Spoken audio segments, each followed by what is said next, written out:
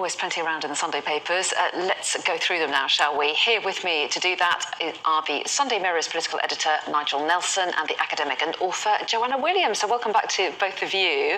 And we're going to start, Nigel, with an excellent front-page story written by one Nigel Nelson. And the inside page as well covers this. And it's basically, you've done an interview, have you, with Mick Lynch, the head of the RMT, the rail union. What has he told you? Well, I mean, what Mick Lynch is saying is that the railway workers are in a fight for survival, and that's why they're doing what they're doing. They don't get strike pay, so it's quite a sacrifice to be losing both wages and pension entitlements to do it.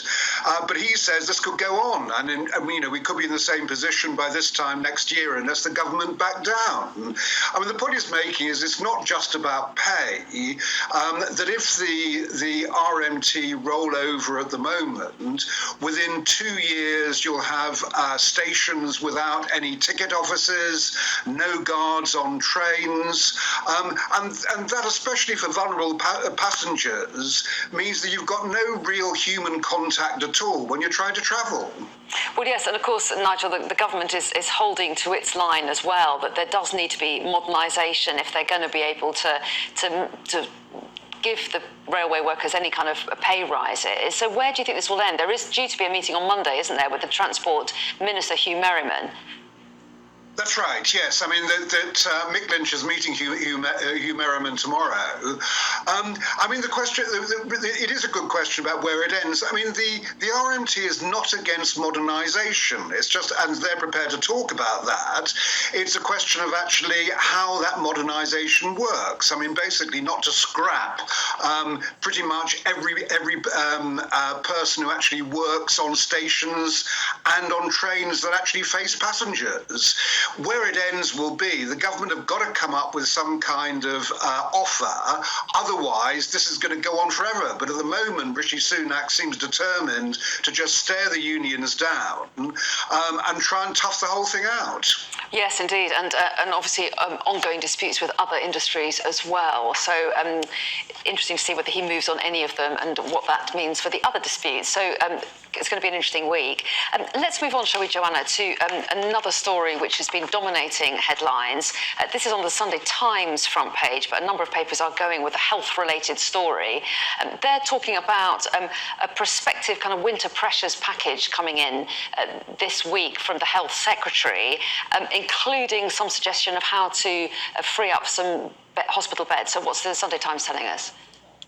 Yes, well, it's telling us that there are 13,000, estimated to be 13,000 patients currently in NHS hospitals who are actually medically fit and awaiting discharge, but there are just no beds in social care settings to accommodate people. So these are people who are unable to go home, not quite well enough to go home, but at the same time not ill enough to warrant a hospital bed.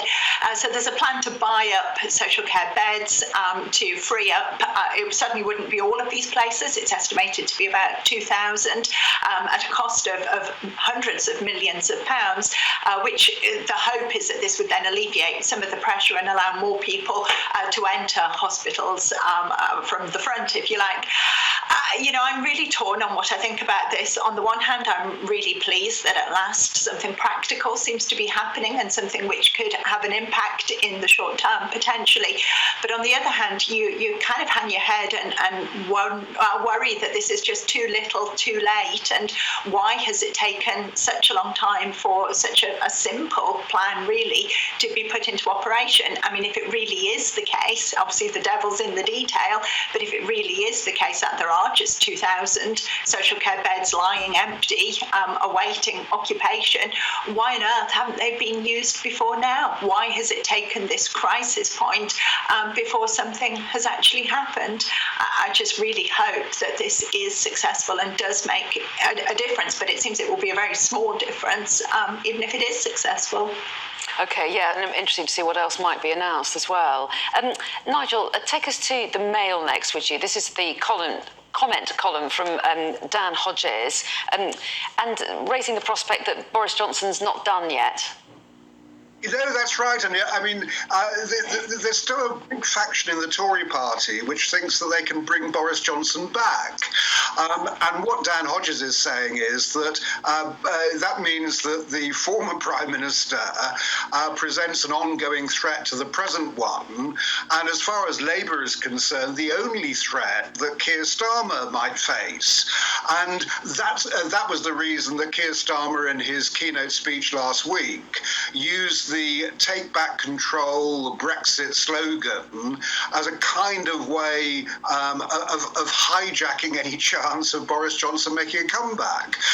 My own feeling is that it is possible that Boris Johnson can come back, but actually highly unlikely. I just don't see how that can happen. He's got a few hoops to jump through, not least the Privileges Committee inquiry about whether he lied to Parliament. But Nigel, do you think that if opinion polls suggest that he would be more likely to win an election than Rishi Sunak, that could aid his passage back into the top job? Well, that's what some Tories think. I mean, Nadine Dorries being one of them. I just can't quite see how the Tories can dump yet another Prime Minister without holding a general election. And with them being 20 points behind in the polls, I don't see them doing that. That's why I think it'd be very difficult to actually for Boris Johnson to make a comeback. Okay, let's move to the Telegraph now, shall we, Joanna? You've picked out an education story about, well, tell us what it's about. Yeah, no, it's a story very close to my heart, something I think is very important and isn't being reported on enough. And again, it's another look at the educational impact on the COVID generation, if you like, young people who are now 18, 19 years old, who lost essentially the last 2 years of schooling and are now in university. And what we do know is that grade inflation at A levels over the past 2-3 years has been rampant. In 2019, roughly 25% of A-level candidates would be awarded an A or an A-star grade. Over the course of the 2 years where it was down to teacher assessment, where exams were cancelled, this leapt to an astonishing 48%. So there was massive grade inflation. And obviously what this did was it covered up the fact that students had not been taught during that time, or suddenly not been taught in the classroom to the standard that they would have been taught previously. We didn't have an honest reckoning with what students had missed out on. We just handed out A's and A stars liberally to make them feel good about themselves, which actually is now coming home to roost, because when these same students are going to university without the experience of sitting exams, without the experience of having to rigorously attend classroom sessions day in, day out over an extended period of time, they're now struggling. And personally, I think this is really immoral. I think we've badly let down this cohort of young people, and by kind of appeasing them with inflated grades, we've actually done them no favours at all, and all we've done is kick the can down the line, if you like, and pass this problem for them to deal with in the future.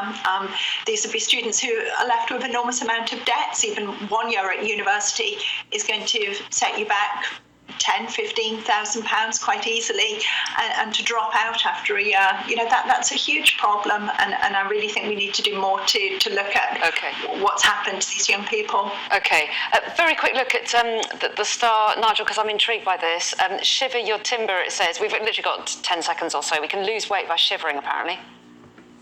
Weirdest diet ever. Yes, if you shiver for 15 minutes, it burns off fat by creating a hormone. But frankly, I think I'll stay indoors in the warm. Yeah, I'm going to stay indoors and eat donuts in the warm. That's my diet.